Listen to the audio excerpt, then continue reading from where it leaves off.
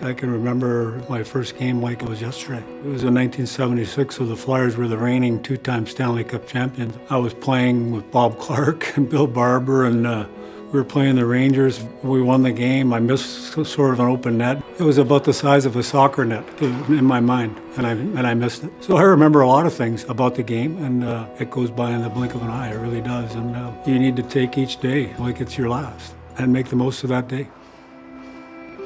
I became an assistant coach right after I finished playing, and I worked for Mike Keenan, was the head coach, and E.J. McGuire was one of the other assistant coaches at the time. And I jumped right in with both feet, and I followed E.J. around like a little puppy dog. I did everything he did. I got to the rink in the morning when he did. I did what he did in terms of video. When I moved on into the management end, I was an assistant GM for a number of years before I became a GM, so I kind of got the knack of that. I kind of knew what was involved and what that entailed. I can tell you what the best job was. That was being a player, for sure. Nothing even comes close to that one. And then the further you get away from the game, the further you get away from the action, it probably changes the dynamic, at least in my mind it did, because you try to remain close to your players, but you have to have a little bit of a wall built up, and you don't want to fall in love with your players because, heaven forbid, you might have to make a trade or something like that.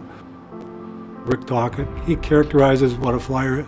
He was a hard-nosed, rugged, carefree player that just learned, and he utilized those into becoming a top-line player and a Stanley Cup champion. I'm still wrapping my own head around my selection.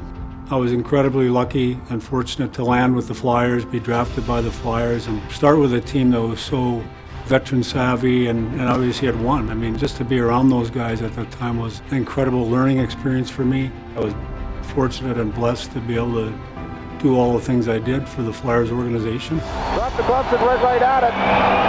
But Playfair did not even get a punch in as Holmgren landed 3 or 4.